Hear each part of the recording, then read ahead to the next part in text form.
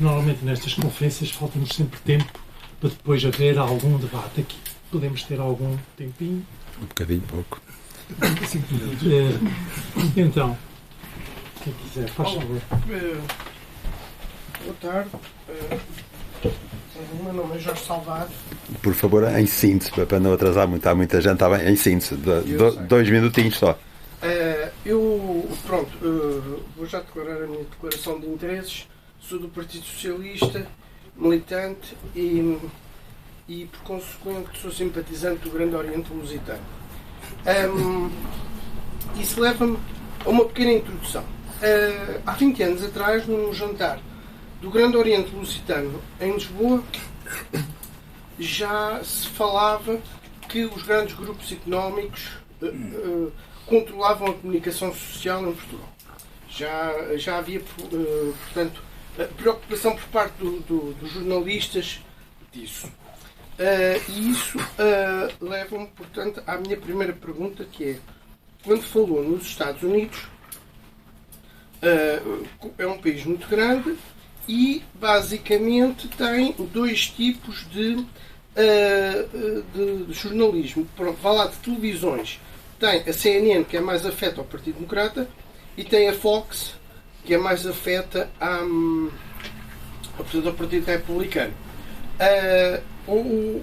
Os americanos têm, entre estas 2 visões, possibilidade de escolha de ver qualquer canal que mais lhe interesse.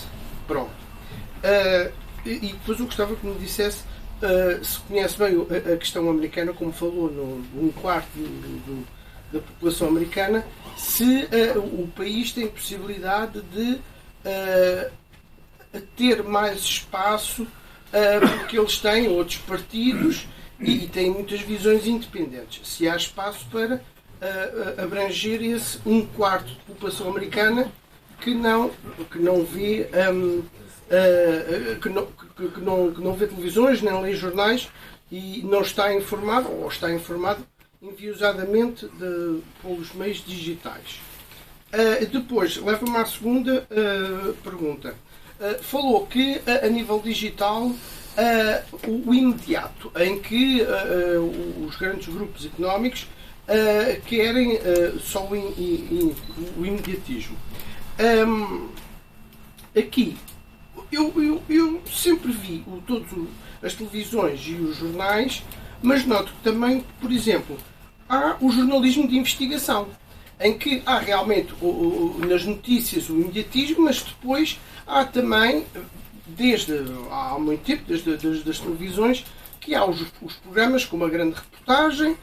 Por exemplo, ontem deu na SIC, que é de um grupo económico, uma reportagem sobre o peso dos banqueiros do Ricardo Salgado, e a própria Sandra Felgueiras, que quando estava na RTP fez a reportagem sobre o lítio e que acabou por levar à derrocada do governo socialista, pronto, com a ajuda da justiça. E isso leva-me a outra coisa. Como é que os jornalistas, e isso aí é uma crítica que eu faço, como é que os jornalistas, bons ou maus, vá lá, obrigados pelos seus diretores de redação, serem obrigados a seguir, a vestir a camisola da União Europeia, como é que o jornalismo faz e os jornalistas aceitam, e toda a redação, as fugas de informação do segredo de justiça? Que isso também é toda uma grande contradição entre o jornalismo e a própria justiça. E depois, esta é a última pergunta, espera lá se eu não... pois, é aqui. Houve jornais, por exemplo, em Portugal, o República, que nos anos 70 e 80, depois a seguir ao 25 de Abril, eram jornais de esquerda, ou seja, afetos ao Partido Socialista. A queda do número de jornais e o fecho dos jornais não tem também a ver com um desinteresse das pessoas lerem. Por exemplo, se as pessoas quiserem ficar bem informadas e forem de esquerda, se forem muito à esquerda, compram o Avante, e o Avante teria muitos milhões de exemplares, ou então, se forem mais socialistas, compravam o República, e o República nunca iria à falência. Portanto, os jornais, tanto de extrema-direita como de extrema-esquerda, também não faltam. Portanto, é as pessoas também terem vontade de irem às papelarias e comprar. Jorge, desculpe, para passar a palavra. E uma coisa última é os comentadores. Você, nas televisões, tanto da RTP como do 4, tem o contraditório e tem muitas vezes comentadores de esquerda como comentadores de direita, até comentadores comunistas, como o Bernardino Soares, que é também um dos comentadores da SIC, ou a Catarina Martins, que é do Bloco. Pronto. Portanto, acho que também as pessoas têm um leque muito grande de escolha de contraditório. Pronto. Mas não digo mais nada. Pronto, obrigado. Talvez ouvir mais. Está, Alexandre. Olá, eu já queria agradecer aos que contribuíram para o caderno, outra vez, desde a primeira sessão, e a quem o apresentou hoje em contributo. E queria aqui colocar duas questões, uma delas que eu consegui colocar na apresentação, que era, tendo em conta aquilo que estávamos a falar e da necessidade que existe de investimento público na comunicação que evite que seja controlada por outros interesses, perceber também qual tem sido, na opinião dos vários jornalistas que cá estão, a evolução na televisão e na rádio públicas. Tal como elas estão a ser geridas e como funcionam agora, não é? Porque, pelo menos para o público, a percepção é que a diferença de conteúdo entre umas e outras às vezes não é assim tão grande.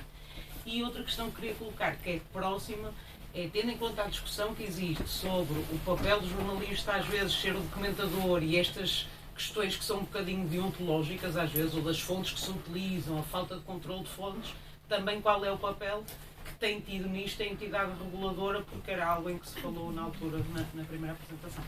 Dando a Alexandra é professora de Esperanto. Estamos a ver se arranjamos alunos suficientes para começar agora um curso em janeiro. Faça o favor de se inscrever. Parênteses. Mais? Faz favor. Eu vou só levantar uma preocupação. É por que razão os jornalistas não desmontam a questão que é Israel tem o direito a defender-se. Sistematicamente aparece nas televisões, em todos, na maior parte dos noticiários, Israel, e não só nas televisões, nas instituições nacionais e internacionais, tem direito a defender-se. A defender-se de quê? Pergunto eu. Obrigado. Alvin. Eu queria partilhar, queria partilhar convosco o seguinte, eu dissesse. Só por acaso é que ouvi Antena 1, o programa do António Araújo, creio que é assim que se chama, da Antena Aberta. O programa da Antena 1, Antena Aberta, um tal Araújo. Normalmente não ouço. António Jorge, obrigado. Como aqui a dizer, doutor António Jorge. Okay. Eu habitualmente não ouço. Mas às vezes chegam ecos disso, não é? E esparsamente também, uma vez ou outra, chega-me aos ouvidos. Hoje chegou-me e de forma marcante.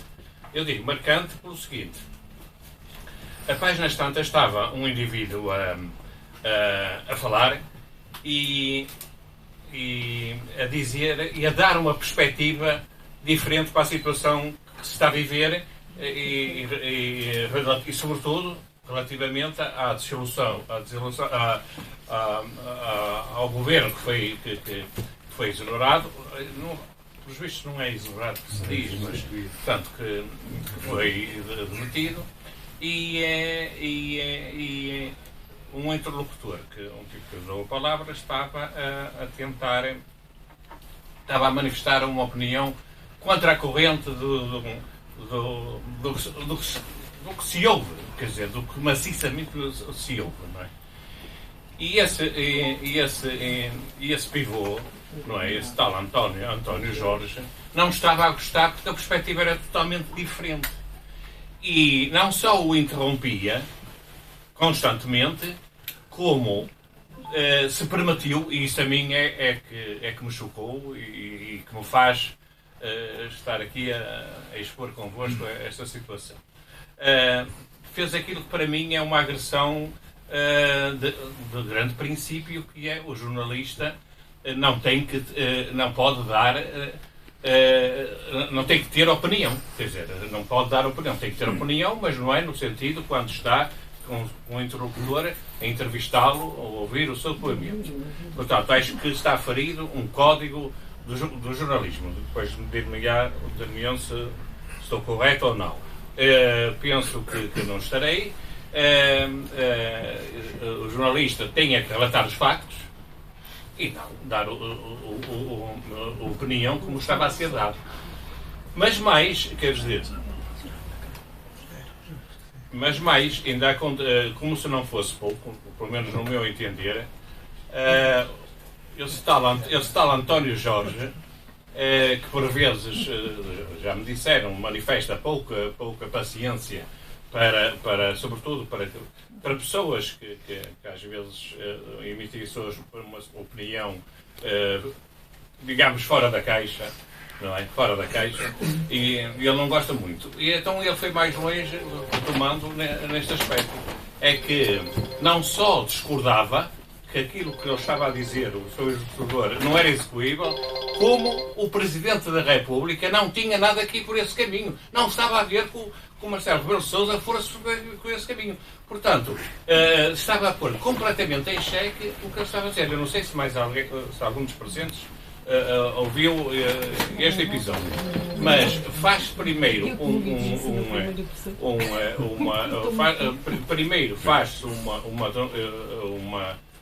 emite-se uma opinião enquanto jornalista que está a ouvir um depoimento que está a entrevistar, e depois faz um juízo de valor sobre o Presidente da República, que não ia nada gostar da situação que estava a ser apresentada. Muito obrigado. Foi mais ou menos claro. Muito obrigado. Sim. Mais alguma pergunta?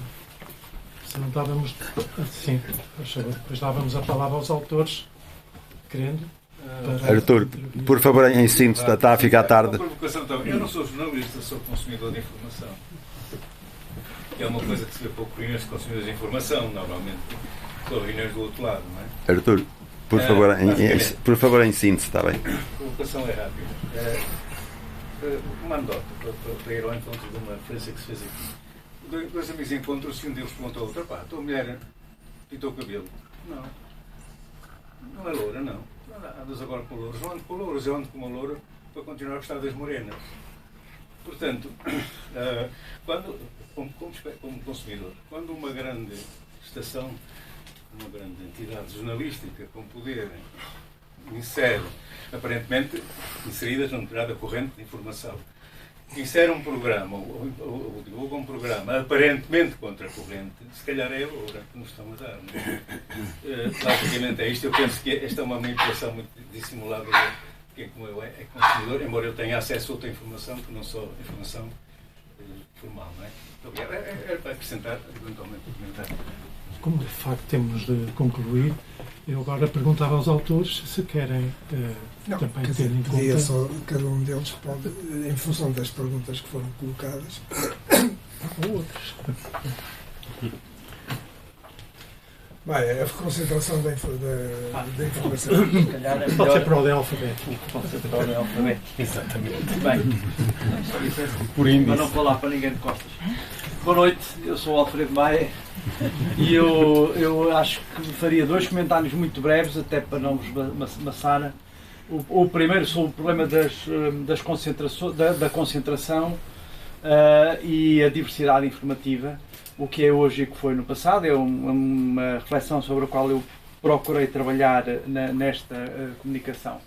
Bom, desde logo, de facto, este nosso amigo dizia que tanto se pode comprar o Avante como o República. Infelizmente o República já não existe. E o que acontece é que nessa altura, de facto, havia muito mais jornais em Lisboa e no Porto. Eu próprio comecei num jornal que à época era propriedade do professor Freitas do Amaral e que estava ideologicamente afunilado, digamos, ao noticiário do CDS, algum do PSD, mas a verdade é que o público tinha muito para onde escolher. Tinha o Diário de Lisboa, etc. E também tinha os jornais de direita, extrema-direita, não é? Bom, o Dia, etc. A verdade é que isso hoje não existe. Não existe nenhuma oferta diversificada do ponto de vista da orientação editorial, e pelo contrário o que existe é um pequeno clube que possui praticamente a totalidade dos meios de informação. Chama-se isso concentração da propriedade dos meios de comunicação social. E quem diz propriedade dos meios, quem diz concentração da propriedade, diz concentração da capacidade de recolher, tratar e difundir informação, orientando-a, manipulando-a, condicionando-a e condicionando naturalmente os leitores. Este é o primeiro comentário. Em relação ao serviço público, qual é a opinião que temos do serviço público de rádio e televisão? Eu creio, antes de mais, fazer uma declaração de interesse. Eu sou um acérrimo defensor do serviço público e tanto proponho a tal reflexão sobre a criação de um jornal diário. Uma coisa diferente é acerca da forma como elas desempenham as funções que a Constituição da República e as leis do setor lhe determinam. Desde logo a garantia de imparcialidade, de independência e de pluralismo informativo.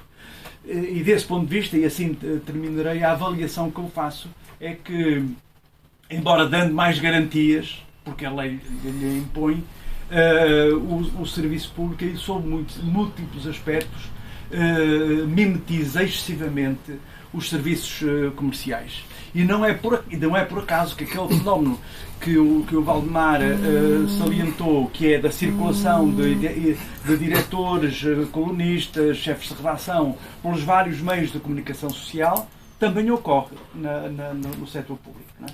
E não é por acaso que os ângulos de abordagem, desde a guerra na Ucrânia, ao massacre na Palestina, às eleições na Argentina, digamos, os ângulos de abordagem, a opinião oculta, para não falar em manipulação, são muito semelhantes entre os meios públicos e os meios privados. E por isso falo da necessidade de uma reflexão, desde logo, sobre aquilo que nós entendemos o que é o serviço público. Não é? Uma reflexão sobre a cultura de serviço público. E já agora, esta cultura de serviço público tem sentido muito lato e transversal em relação a todos os serviços, porque é um dos aspectos que deve estar interiorizado em qualquer trabalhador que esteja ao serviço da causa pública. E é disso. Muito obrigado. Eu gostava de fazer um brevíssimo comentário só ainda relativamente às questões que colocou, que tem a ver com a questão da opinião. Nomeadamente, creio que foi o único nome que citou, porque até o Bernardino Soares também. Ora bem, em canal aberto, que é o mais importante, os comentadores que temos é o Marcos Mendes na SIC e o Paulo Portas na TV. Não sei como é ninguém. E um deles, João Soares, que vai na RTP1 com um contraditório com um ex-ministro de Direito. No resto, é um bocado a flor na lapela, não é? Quer dizer, é evidente que terá dificuldade em nomear outras pessoas da mesma área política do Bernardino Soares que regularmente apareçam em qualquer canal televisivo a fazer comentário. E depois o que temos é comentadores que se eternizam nos lugares. Repare, não vamos dialogar, desculpa, Jorge. Não há tempo. Mas o Bloco de Esquerda consegue ter mais avanço na comunicação social do que PC. Eu não sou, fez uma pergunta direta, eu não sou especialista, obviamente, em comunicação nos Estados Unidos, eu limitei-me a citar um relatório, estudos de um relatório, mas também lhe digo que se a escolha dos americanos entre a Fox e a CNN também não estarão muito bem servidos.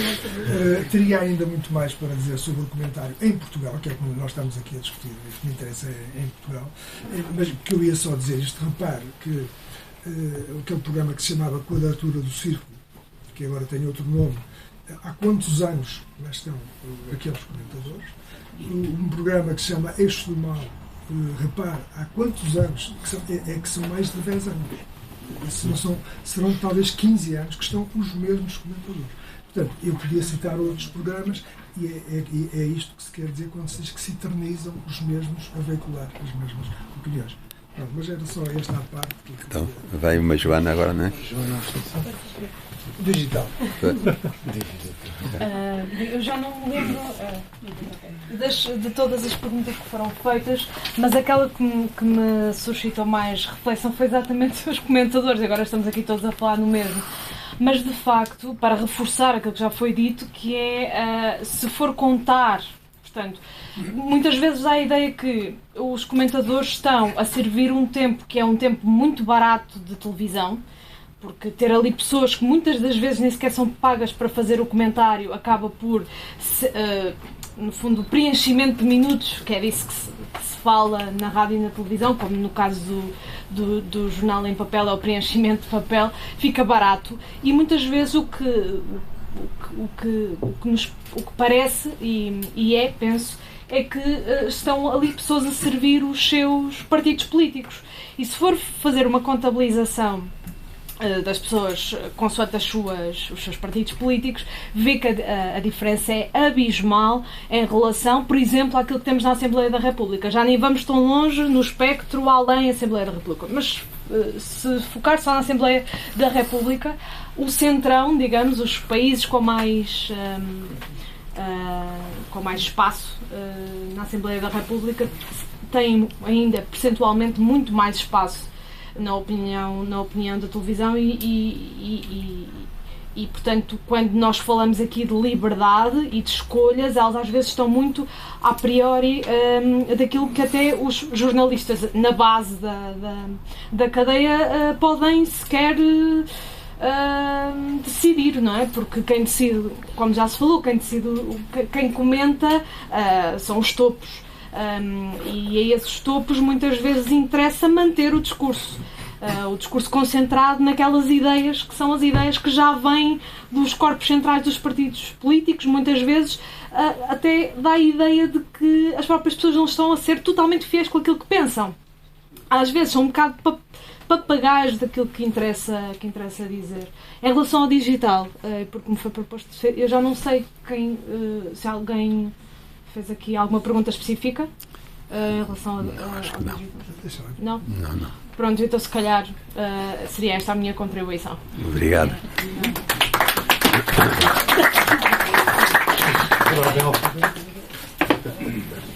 Bem, então, acho que em relação em relação às perguntas que fizeram, houve alguém que falou da questão hoje de manhã da antena aberta, na antena 1, eu não ouvi e não posso comentar. O que gosto sempre de recordar é que há uma provedora na rádio. Aliás, já me aconteceu mesmo, em direto, precisamente na antena aberta, fui completamente censurada, o António Jorge não me deixou, não vou pessoalizar, né, mas não me deixou expor a minha ideia. E já era numa altura em que eu já estava a protestar bastante por causa da questão do plágio e disse, ok, já não vou chatear mais. Mas se não tivesse já com um grande problema em mãos, eu o que teria feito tem a ver com aquilo que tu falaste e que eu escrevi ali, que é a responsabilidade é muito nossa do que se está a passar. E, portanto, felizmente, uma coisa que ainda distingue a rádio e a televisão públicas, que eu não vejo grande diferença entre elas e os comerciais, mas felizmente uma grande diferença que temos é precisamente elas terem um provedor do telespectador no caso da televisão e um provedor do ouvinte no caso da rádio.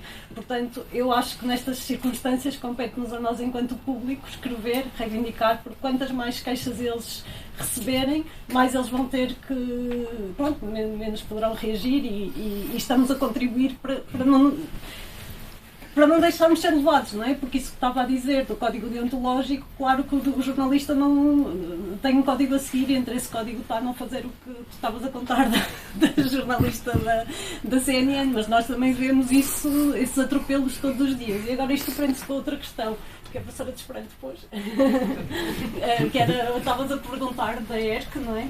E realmente aquilo que eu escrevi muito aqui neste trabalho e que foi o que eu quis fazer quando eu descobri esse caso de plágio foi testar muito a história de quem é que vigia os jornalistas, não é?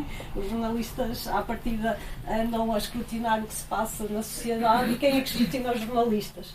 E, na verdade, é um pouco isso que eu conto aqui e conto também da ERC, que para mim foi uma desilusão enorme. Não foi só da ERC, foi todas as instituições que falam ali, mas uma delas foi a ERC, ou seja, aquilo que eu cheguei à conclusão foi que ninguém controla os jornalistas. De facto, ok, outro dia eu via num programa um colega meu a dizer colega e amigo, a dizer que os jornalistas são das profissões mais escrutinadas. Discordo absolutamente, podem ser escrutinadas nas redes sociais. Agora, nas redes sociais a gente sabe que amanhã vem outra polémica e aquela ficou passada. Agora, a quem compete efetivamente, não. O Conselho Deontológico do Sindicato dos Jornalistas fez 0, a entidade reguladora da Comissão fez 0, a Comissão da Carteira Profissional de Jornalista até hoje não se sabe nada do que é que aconteceu ao caso. Portanto, aqui, nem sequer foram publicados os resultados de 2022, porque certamente, também eu digo aqui, até hoje, a gente sabe que há advogados, médicos que são expulsos da profissão e que perdem as carteiras, depois que os jornalistas, desde que existe a Comissão da Carteira Profissional, tive a ver os relatórios de todos os anos, não houve um único a quem fosse tirado a carteira. E certamente, todos muito bons, e certamente não é por falta de, infelizmente não é por falta de infrações, não é? Portanto, a resposta que tenho a dizer é, realmente, a ideia com que eu fiquei foi quem compete escrutinar não escrutina, os próprios jornalistas. Para mim, ou seja, como são muito poucos os que estão lá no topo e como eles circulam de uns para os outros, por exemplo, a mim revolta-me que o Manuel Carvalho, que esteve a defender este caso de plágio e a tentar encobri-lo, hoje em dia é quase comentador residente do Eu Não É, que nem tem comentadores residentes, mas quer dizer, vejo lá montes de vezes a comentar ele a falta de profissionalismo dos outros. E eu digo, como é que alguém que fez o que ele fez é convidado pela estação pública para comentar estes casos, não é? Portanto, acho que há até ali uma questão que é de lavagem da imagem uns dos outros, não é? Ou seja, eles são vítimas de críticas, mas tipo, aquilo estava-se a passar e no dia a seguir eles já estavam a comentar. O David Pontes, da direção do Público, estavam a comentar tudo e mais alguma coisa na RTP.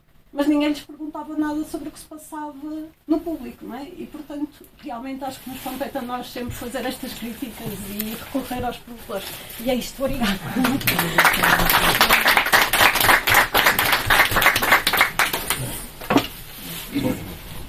Aqui também é mais fácil aqui.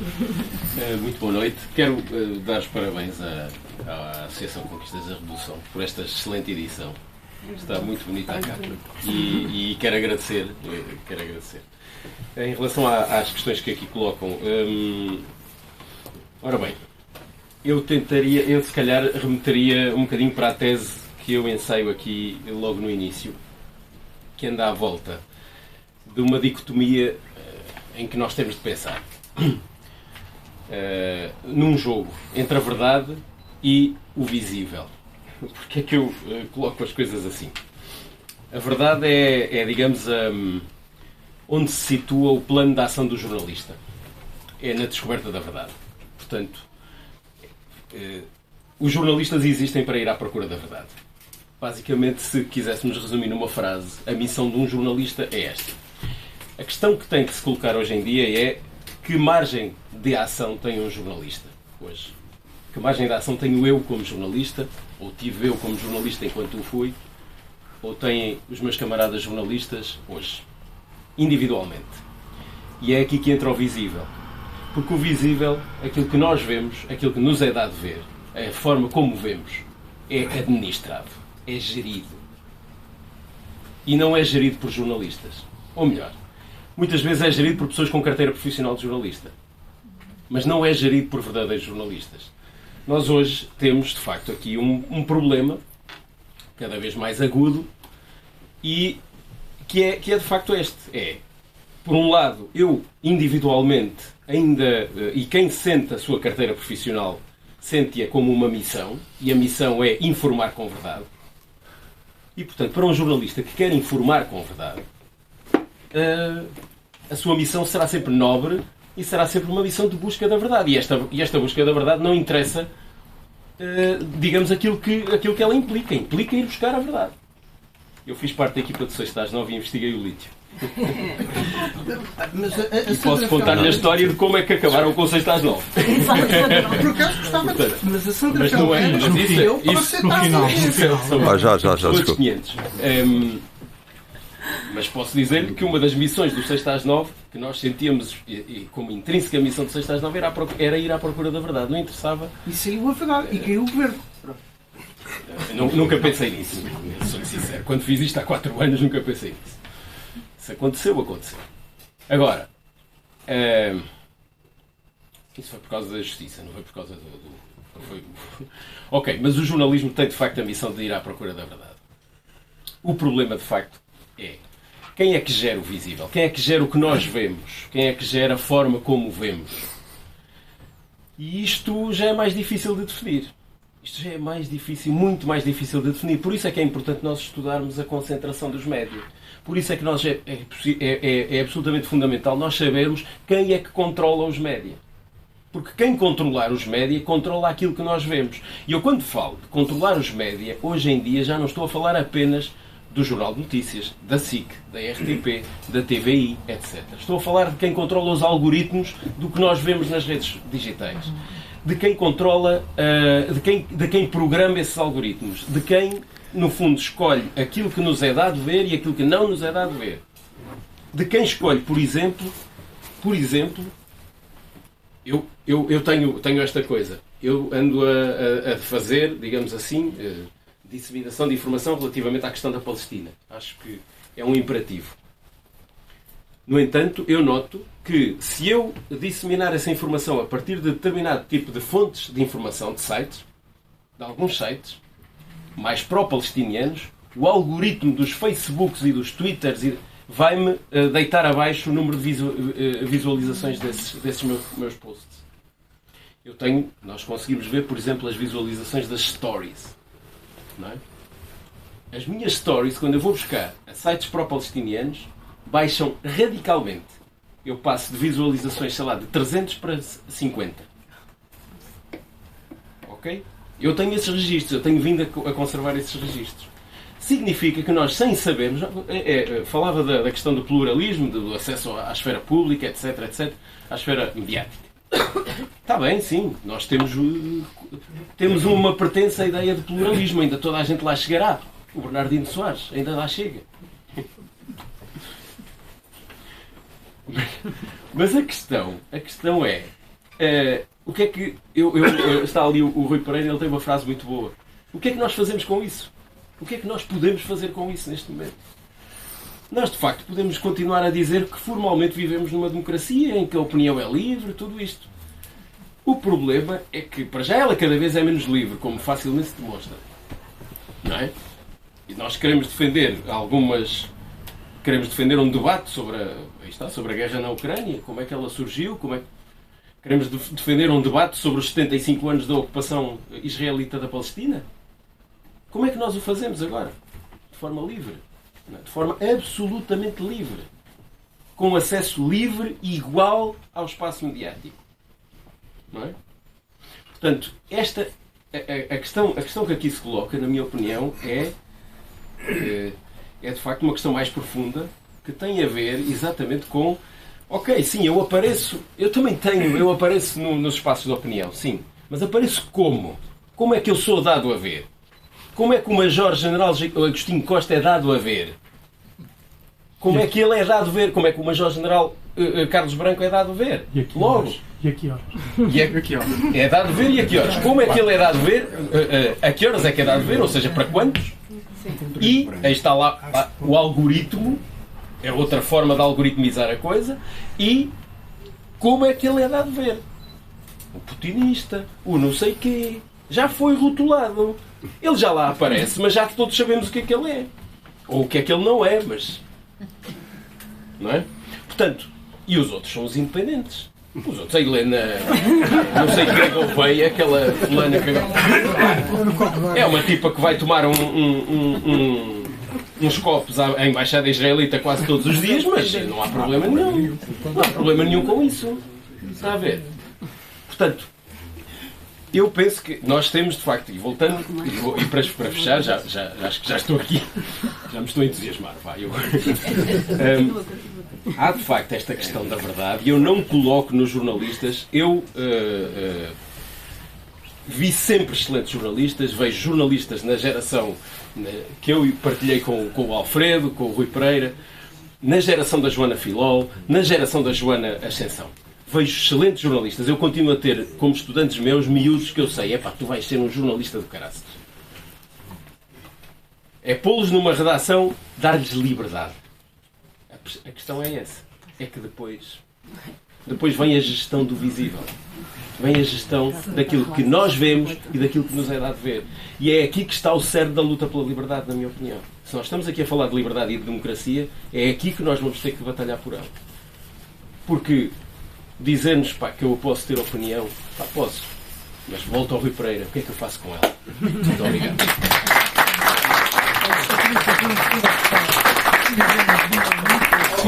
Um minuto só para contrabalançar só do digital. Por favor, poderia desculpe. estar mais de acordo com o que foi dito, exceto num pormenor. O problema não é do algoritmo. O problema é dos donos das empresas que controlam os algoritmos e que fornecem os dados para treinar os algoritmos que estão matematicamente corretos, mas que fornecem os dados enviesados para nos manipular, condicionar também na informação. Portanto, quem são os responsáveis? Os que têm dinheiro, quer nos mídias, quer nas empresas tecnológicas. Obrigado. Olhem, só mais uma palavra final, porque vamos ter que encerrar este nosso encontro, feliz encontro, para sublinhar o valor de todas as intervenções, dos textos que vale a pena de facto conhecer. São uma reflexão extraordinária sobre o tempo que vivemos e também sobre esta época em que a comunicação social tanta influência tem sobre as escolhas democráticas. E dizer apenas um apontamento, às vezes o contraditório que aparece é um falso contraditório, um aparente contraditório. Porque naquelas matérias que são fulcrais, que são decisivas para o nosso viver político, para o nosso futuro, elas estão dentro de certas vaias e não saem dali. Já foram aqui dados vários exemplos. Agora, finalmente, é um apelo que passa por todos nós. Nenhum de nós se pode pôr de parte nesta luta que é preciso travar. A luta por uma informação livre e plural. Porque sem essa informação livre e plural, a democracia ficará cada vez mais frágil. E, portanto, ninguém pode ficar de parte e certamente encontrará formas de intervir. Aliás, foram dadas aqui interessantes pistas para isso. Finalmente, chamamos a atenção de que hoje, a 8 dias, haverá aqui um debate sobre um livro que acaba de ser publicado de um grande jornalista português, Ribeiro Cardoso, que nos deixou ainda este ano, em março. É um livro póstumo, portanto.